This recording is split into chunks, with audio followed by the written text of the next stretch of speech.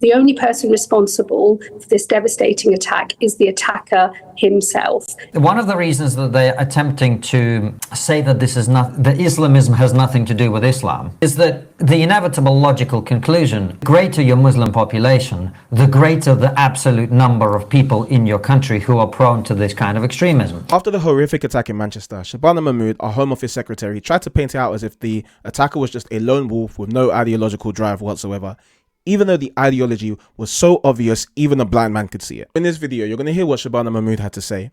Then you'll see Konstantin Kisin brilliantly expose the deception, some shocking revelations about the attacker's father, and at the end you'll hear former police detective Peter Bleksley talk about the scale of the problem and what we must learn if we don't want things to get any worse. I think that we have to separate out two different things here.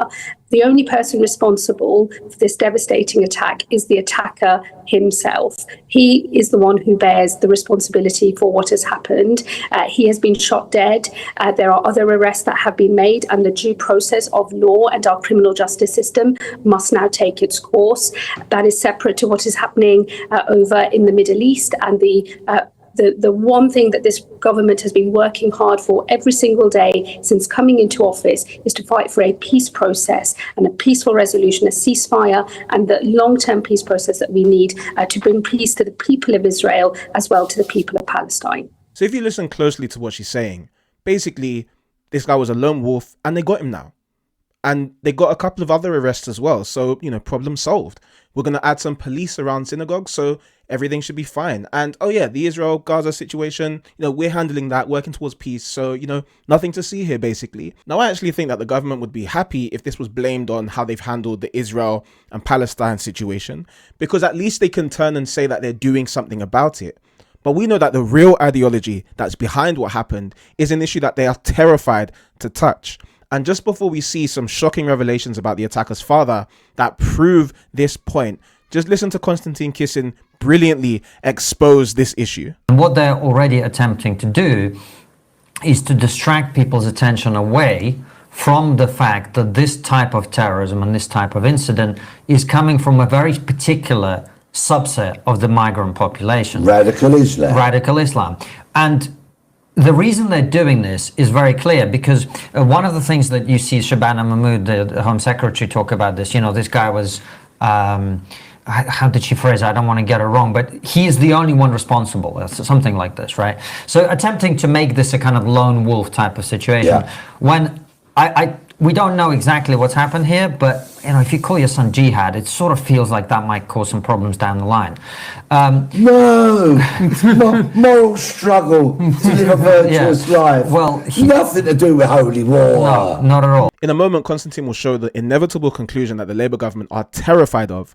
But just before that, if you needed any more proof, the attacker was alone in the attack, but not alone in his ideology, just take a look at his father. After October the 7th, not only did his father praise Hamas terrorists for what they did, he saw it as confirmation that God was on their side and would destroy Israel. He said in a Facebook post that the scenes broadcast by the Al-Aqsa Martyrs Brigade, Hamas, of a group of fighters storming an occupation army camp, Israel, with simple means, balloons and motorcycles, proves beyond a shadow of a doubt that Israel will not remain. He then said, men like these prove they are God's men on earth. So not only do you see him praising them, you see him clearly seeing it as God's will, his religious motivation. Now there's a saying, show me your 5 friends, I'll show you your character. The saying is even more true when we're talking about your family, because you can know how somebody is wired a lot of the time by the people that wired them, their parents. Now, for many of us as young boys, we grow up to want to please our parents, right? Like a young boy wants to live up to please his father if he admires him or respects him. So just imagine the kind of behaviors, the kind of values, the kind of hate that jihad was taught to aspire to. Not to mention that this family came over from Syria and then was living in council housing at taxpayers' expense. So why is the government ignoring his radical Islam ideology? Well, here's why. One of the reasons that they're attempting to say that that Islamism has nothing to do with Islam, I mean, how you can say anything of that kind with a straight face is hard to understand, is that the inevitable logical conclusion of believing that Islamism has something to do with Islam is what you said, which is if you have 4 million people who are the overwhelming majority of whom are peaceful and law-abiding and wonderful people and so on. But if a small percentage of the Muslim community are prone to this kind of extremism, then the greater your Muslim population, the greater the absolute number of people in your country who are prone to this kind of extremism. And the logical conclusion of that is you have to stop pretending that all immigrants are the same. And that's exactly what they don't want to do. They don't want to admit that not all immigrants are the same, because then they would have to acknowledge that their multicultural project has failed and that diversity isn't our strength. Then they would threaten their own voter base, because Labour have positioned themselves as the anti-racist party. They talk about immigrants not being the same, then immediately they start to get called the racist they accuse everybody else of being.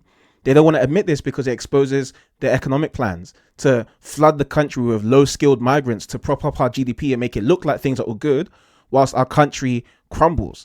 And I think the biggest reason is really a spiritual one.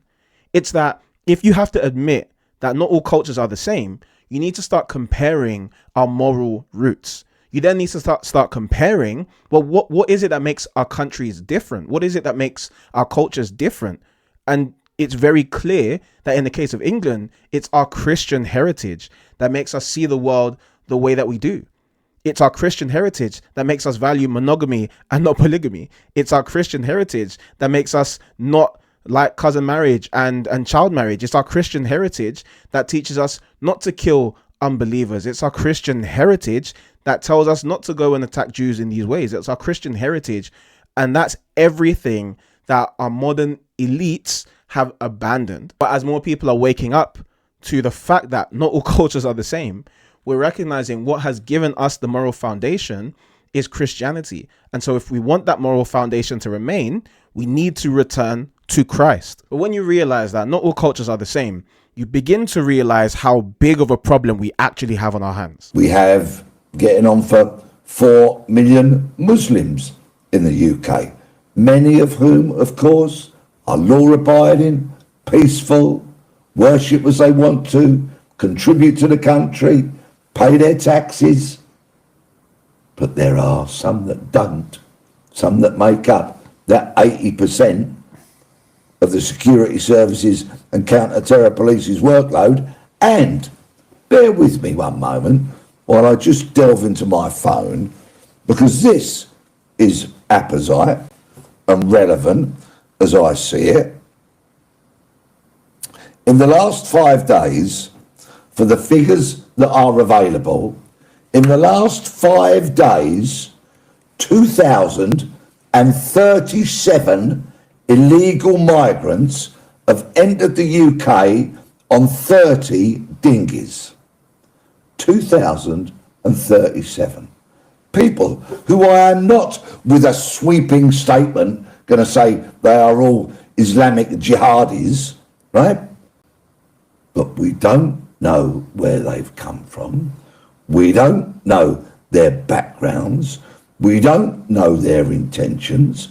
And we don't know how they're going to fill their time while they are in the UK. But we do know this is bad for the country. But you might not realize just how bad it is. The country that in 2025 has given us the most small boat crossers is Afghanistan. Afghanistan is also the country where 99% of its population wants Sharia law to be the law of the land. 79% of Afghans want the punishment for leaving Islam to be the death penalty. 79%. So unless our government grows some balls and really call out the radical Islamist problem, it's not just anti-Semitism you're going to deal with. It's a complete loss of freedom and a country that is unrecognizable.